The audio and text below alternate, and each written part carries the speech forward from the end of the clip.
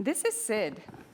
Sid is 11 years old, has multiple disabilities, including Down syndrome and autism.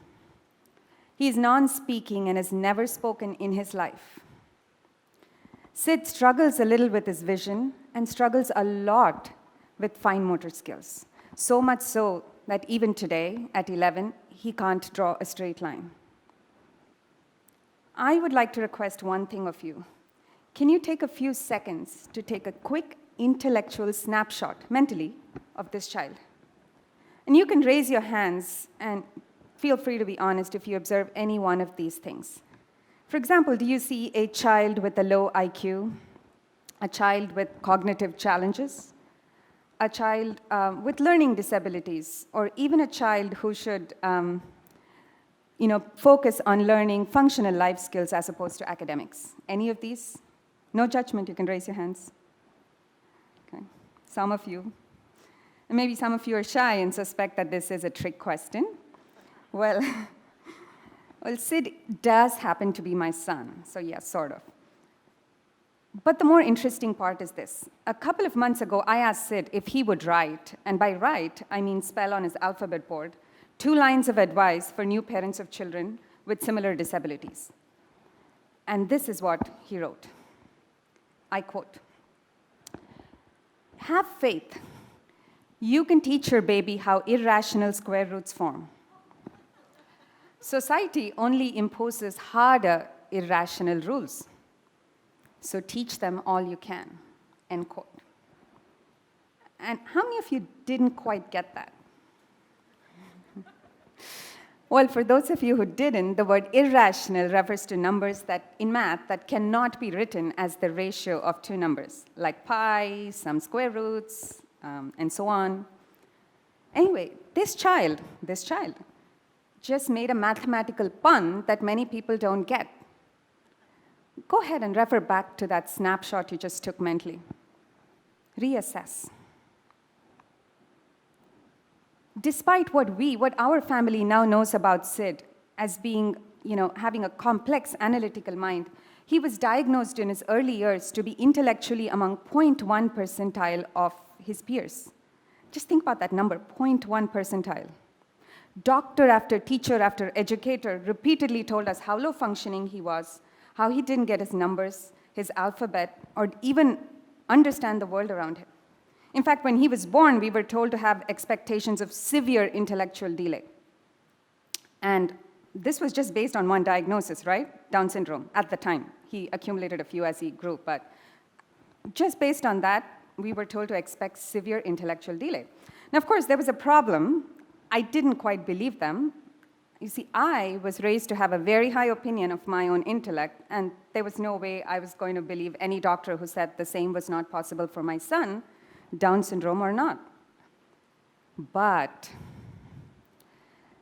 cut to 3 years along the way, with no speech, no signs, minimal eye contact, floppy muscles, and little acknowledgement of the world around him. I didn't need convincing anymore. It was obvious to me that not only was Sid delayed, he was severely delayed. And I use this phrase often and with everyone, severe delay. And so we slid into the roles of, good parents of a child with low cognition. What did we do? We taught him the alphabet day after day for years. We spoke about him in front of him, and we were sure he didn't understand. And when we did speak to him, we used baby voices. So it was a number of years of Sid, ball, and Sid, come, with exaggerated signs and exaggerated voices until finally the gods could take it no more, and fate intervened. So when Sid was 6.5, we were trying to get him enrolled into 2nd grade in an online public school.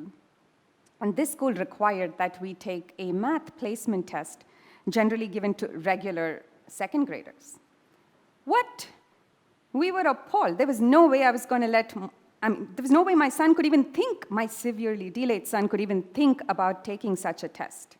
The school gently insisted and said that just take the test, the results don't matter. And I am thankful to them for that every day. And as I'd always been led to believe since my 9th grade, it was indeed a multiple choice question that changed our lives. It was a kind of question that has progressive visual patterns, and Sid had to predict the fourth pattern from a choice of 4. And I remember gingerly placing these patterns in front of him with little hope of anything except a blank look, or maybe, I thought he might even look away. Sid couldn't point at the time. He didn't have the muscle control to isolate one finger.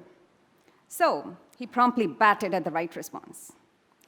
My mind was instantly and irrevocably blown. I mean, like some of you are thinking, did I think it might be a fluke? Of course I did. I didn't dare test him again because I desperately wanted to savor that moment. And with the strength of just a very few of those moments, we jumped from repeated parroting of numbers into the brave world of addition. Keep in mind that this was in the absence of any output from Sid, though the output came along with our journey as we kept going. And when Sid looked bored, we did multiplication. And when he looked bored, we did exponents. And because we kept going, a couple of years ago, Sid learned to move between binary numbers and decimal and back. My son has a laundry list of disabilities, including Down syndrome, including intellectual delay, and including a lot more. He can't squat, he can't run, he can't jump. But he can travel between number systems. How did that happen? Is it magic? Is he a genius?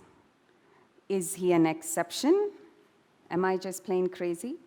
I see a couple of my friends trying to raise their hands here, but no, for all of it, no. I think this happened because we assumed competence. Sid was already competent, as I believe is every child in this world. We simply got out of the way. Now, this assuming intelligence, assuming competence might seem like an easy thing to do, but it's hard, it takes courage, and it takes vulnerability. Because in the face of overwhelming evidence that a person cannot think, that in the face of overwhelming evidence that a person is incapable, when you assume that they can think, when you get out of the way, the world of all possibilities opens up for the two of you. Magic happens. And this magic happened in our lives. And yet, we struggle to give Sid an age-appropriate education, as do hundreds of children around the world. Why? Well, as with every problem, there are probably multiple reasons that this happens, but I'm going to focus on one. Is it because of the way that, as a society, we perceive and measure intelligence? Intelligence is measured officially through IQ tests and similar other tests that psychiatrists deem appropriate and administer on your child. Many of you have perhaps heard that it's increasingly being known that these tests can sometimes be inaccurate for some people. Acclaimed author IDO Keller, who is also autistic and non-speaking, has this to say about his experience of IQ tests, and I quote, "I am administering an IQ test to you. Your hands are in baseball mitts. Your mouth is taped shut, and the room distracts with a laser light show. Good luck. And if you don't do well, I'll assume your IQ is 52. Unofficially, we perceive intelligence based on response, based on speech, based on signs, based on eye contact, based on subtle factors like a child whose tongue sticks out of his mouth, and less subtle factors like a face shaped by Down syndrome. But these are all external factors. They are how you look. It is like saying that a broken display means that a computer doesn't work. Because if our tests are biased, if our perceptions are flawed, then how do we know how smart we are? How do we know how smart our children are? How do we know how smart anybody is? And I am here to say that we don't know. And I want to invite you to step into this unknown with courage, with a little bit of vulnerability, and just assume intelligence. Because to rephrase one of my favorite books, who in this world is smart enough to know how smart you are? And don't answer that. It's not that kind of a question. who in this world is smart enough to know how smart you are? And that is the learning of my journey with Sid. Assumption of intelligence reveals intelligence. Assumption of ability reveals ability. Why should you care? Why is this assumption of intelligence so important? A couple of months ago, there was a series of articles about isolation and restraint of children with disabilities, what I consider abusive behavior, actually. Children with disabilities in public schools in Oregon and Washington, though this is by no means restrained to Oregon and Washington, it's all over.